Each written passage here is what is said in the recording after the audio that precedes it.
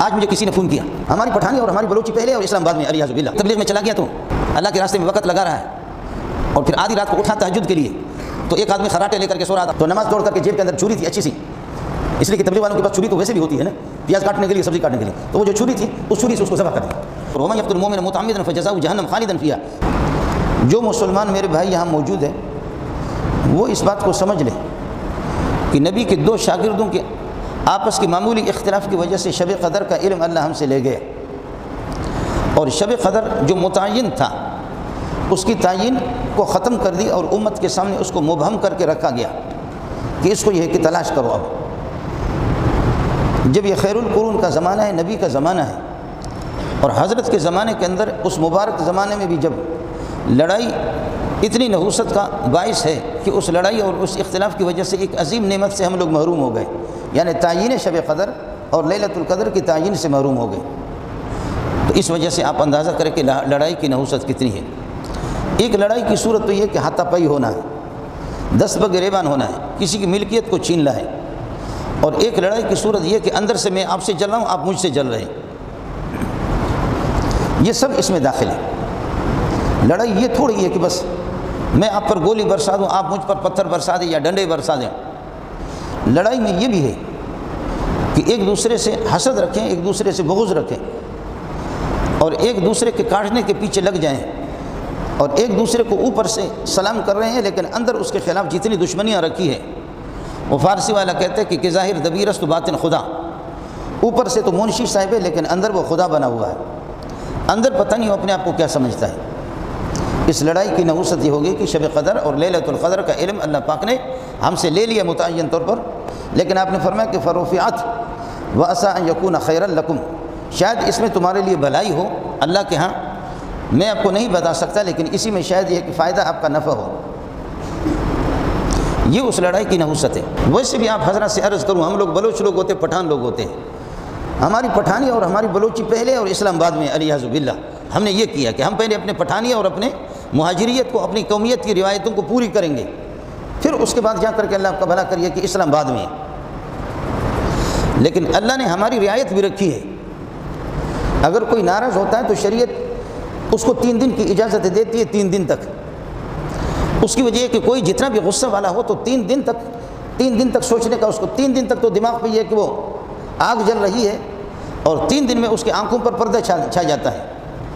لیکن میرا نبی کیسا مزاج شناس ہے، اور حق تعالی شانہ جس نے مجھے پیدا کیا وہ کس طریقے پر میرے مزاج سے اور آپ کی مزاج سے واقف ہے۔ ہماری مزاج کی رعایت رکھتے ہوئے، ہماری طبیعتوں کی رعایت رکھتے ہوئے، اور وہ جو ہمارے تکبر اور غرور ہے نا، اس میں بھی ہمیں تھوڑی سی ڈھیل دی ہے۔ چلو اگر کسی سے آپ ناراض ہو رہے ہیں تو 1 دن تک پھر بھی آپ کے ساتھ رعایت ہے، 2 دن تک پھر بھی آپ کے ساتھ رعایت ہے، 3 دن تک آدمی اچھا خاصا بھالا، اگر جس کے پاس ٹکے کی بھی عقل ہو تو 3 دن تک سوچ سکتا ہے۔ اس لیے فرمایا لا يحل لمسلم ان يهجر اخاه فوق 3، کسی مسلمان کے لیے جائز نہیں کہ اپنے بھائی سے بائیکاٹ کر کے اس کو 3 دن تک چھوڑ دے۔ لا يحل لمسلم ان يهجر اخاه فوق 3، 3 دن سے زائد۔ فمن هجر اخاه فوق 3 فمات دخل النار، جو اپنے بھائی کو 3 دن سے زائد، اس کا مطلب یہ ہے کہ 1 دن 2 دن 3 دن کی اجازت مل گئی ہے کہ تو جتنا بھی ہے۔ نبی نے اس کو بھی معاف کیا کہ ایک آدمی غصے میں گالیاں دے رہا، بالکل لڑنے پر آ گیا، تو حضرت اقدس صلی اللہ علیہ وسلم نے فرمایا کہ میں آپ کو ایک دعا بتا دیتا ہوں، ایک ذکر بتاتا ہوں، اس کو بتاؤ، یہ کرے یہ ٹھیک ہو جائے گا۔ اور وہ ذکر کیا ہے؟ فرمایا اعوذ باللہ من الشیطان الرجیم، اگر یہ پڑھے یہ ٹھیک ہو جائے گا۔ تو اس نے جا کر کے بتانے والے نے اس کو بتایا کہ یہ پڑھو تو انشاءاللہ تمہارا غصہ ٹھیک ہو جائے گا۔ کہنے لگے کہ کیا مجھے پاگل سمجھتے ہو؟ ابھی جب نیا اس کو جب اس طرح بتا رہے تو پھر بھی اس نخرے کو اور اس بات کو بھی نبی نے برداشت کی ہے۔ 3 دن تک آدمی کو سوچنے کا موقع ملتا ہے۔ 3 دن کے اندر اگر آدمی غصہ ہے تب بھی 3 دن میں سوچے، 3 دن تک الحمدللہ سوچنے کا موقع اس کو ملتا ہے۔ اور اگر کوئی پریشانی ہے تو 3 دن تک روئے گا، 3 دن سے زائد 3 دن تک روئے گا، 3 دن میں کسی نہ کسی حد تک تھک کر کے پھر رونا چھوڑ دے گا۔ اب کسی کے بچے کا انتقال ہو جاتا ہے اور وہ رونا پیٹنا شروع کر دیتی ہے، تو رونے کی تو اجازت شریعت نے دی ہے، نبی خود اپنے صاحبزادے پر بھی روئے ہیں، رونے کی اجازت دی ہے، لیکن اس طرح واہ ویلا کرنا اور ماتم کرنا اور آسمان کو سر پہ اٹھا لینا، اس طریقے پر اس کی اجازت نہیں دی ہے، چیخنا چلانا۔ تو اللہ کے نبی نے فرمایا کہ اس طرح چیخو چلاؤ نہیں، اس کی اجازت نہیں ہے۔ تو وہ خاتون کہتی ہے، ظاہر ہے کہ وہ خاتون کوئی ہمارے کراچی کی کوئی خاتون نہیں تھی، وہ بھی صحابیہ تھی۔ وہ کہتی ہے الیک عنی، ہٹ جاؤ مجھ سے، کیا بات کرتے ہو، تیرا بیٹا تو نہیں مرا، میرا بیٹا مرا ہے۔ نبی پر غصہ ہو رہا، الیک عنی، یہ بخاری کی حدیث آپ کو سنا رہا۔ لیکن اللہ کے نبی مسکرا کر کے وہاں سے ایک طرف ہو گئے، ہے الیک عنی، یہ ایک امتی نبی سے کہہ رہی ہے الیک عنی، ہٹ جا۔ آپ کو اس قسم کا صدمہ تو نہیں پہنچا ہے؟ میں عرض کر رہا ہوں کہ ہمارے مزاج کی رعایت رکھتے ہوئے شریعت نے 3 دن کی اجازت تو دی ہے، لیکن اللہ کے لیے اللہ نے کچھ بات تمہاری مانی ہے، تم بھی تو خدا کے مان لو نا۔ 3 دن میں پٹھان ٹھنڈا ہوتا ہے، 3 دن میں بلوچ ٹھنڈا ہوتا ہے، مہاجر 3 دن میں ٹھنڈا ہو جاتا ہے، سندھی 3 دن کے اندر ٹھنڈا ہو جاتا ہے۔ اور اگر 3 دن میں ٹھنڈا نہ ہو جائے تو پھر جہنم کی آگ میں جائے، خود بخود ٹھنڈا ہو جائے گا۔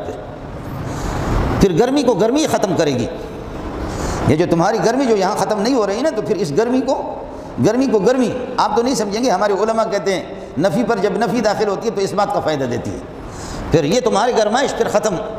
اس گرمی پر جب جہنم کی گرمی لگے گی تو پھر ٹھیک ہو جانا۔ اس لیے اپنی گرمی پر کنٹرول کر لے ساتھی۔ لا يحل للمسلم ان يهجر اخاه فوق 3 فمن هجر اخاه فوق 3 فمات دخل النار۔ 3 دن تک اپنے 3 دن سے زائد اگر اپنے ساتھی کو چھوڑتا ہے، بائیکاٹ کرتا ہے، اور پھر اس کے بعد 3 دن کے بعد اگر ایک زیادہ گرم ہے تو دوسرا، آپ کہہ رہے کہ میں تو چلو راضی ہو رہا ہوں لیکن سامنے والا وہ راضی نہیں ہو رہا، تو آپ اس کے قریب سے جا کر کے کہیں السلام علیکم ورحمۃ اللہ وبرکاتہ، السلام علیکم ورحمۃ اللہ۔ وہ سلام کا جواب دے گا تو سبحان اللہ، اللہ کے عذاب سے بچے گا، اور اگر نہیں تو البادی بالسلام بریء من الکبر، جو سلام میں پہل کرے گا انشاءاللہ اللہ کے یہاں اس کی خلاصی ہوگی، اس کو متکبر نہیں کہا جائے گا۔ آپ تو کم از کم اتنا تو نرمی دکھا دیں۔ آج مجھے کسی نے فون کیا، اور اچھے خاصے ایک ساتھی نے جو لیکچرار اور پروفیسر ہے، اس نے مجھے فون کیا کہ ساتھی نشہ بھی کرتے ہیں، اور وہ شیشہ والا نشہ بھی کرتے ہیں، اور شراب کی بوتل بھی چڑھاتے ہیں،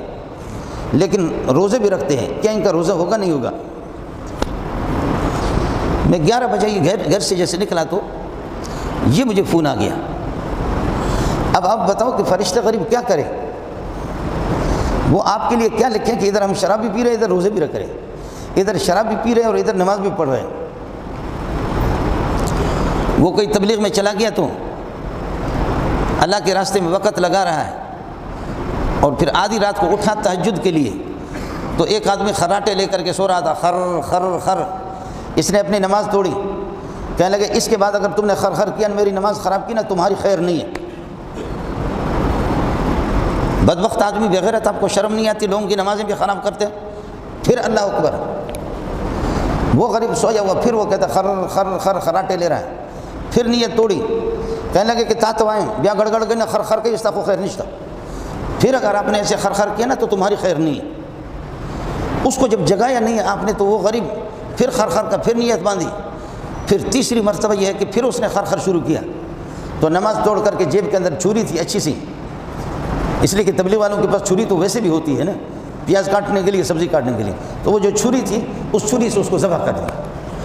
ذبح کرنے کے بعد اب اپنے ہاتھ دھو کر کے پھر نماز شروع کیا، بہت تسلی سے نماز پڑھی، اور آخر میں دعا کر رہا، پروردگار تیرا بڑا احسان ہے، تیرا ایک دشمن آ گیا تھا جو نماز کو خراب کر رہا تھا، میرے نماز میں خشوع خضوع نہیں ہو رہی تھی، اب الحمدللہ خشوع خضوع سے میں نے نماز پڑھی۔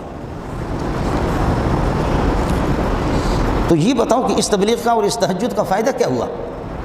کہ ایک مسلمان کو آپ نے اس طریقے پر ذبح بھی کر دیا، قتل بھی کر دیا، اور ومن یقتل مؤمنا متعمدا فجزاؤہ جہنم خالدا فیہا، جو کسی مومن کو قتل کرتا ہے وہ جتنی نماز پڑھے، پیشانی اپنا رگڑے اور جتنا بھی روزے رکھے، فجزاؤہ جہنم، وہ ہمیشہ جہنم میں رہے گا، خالدا فیہا، ہمیشہ جہنم میں رہے گا، وغضب اللہ علیہ، اللہ کی لعنت اس پر غضب بھی ہے۔ جب تم اللہ کے غضب اور لعنت کے مستحق ہو گئے تو اب یہ کہ اس تہجد کا فائدہ اور اس تبلیغ کا فائدہ کیا ہوا آپ کو؟ تو پوچھ رہے کہ مولوی صاحب ساتھی شراب بھی پی رہے، روزے بھی رکھ رہے، نماز بھی پڑھ رہے، اور وہ شیشہ والا جو آج کل نشے والا جو نشہ آیا ہوا ہے وہ بھی پی رہے اور روزہ رکھ رہے۔ اب مولوی بھی حیران ہے کہ اس کو کیا جواب دے دے۔ خیر میں نے ان سے کہا کہ روزہ تو ہو جائے گا، فرض اس کے ذمہ سے اتر جائے گا۔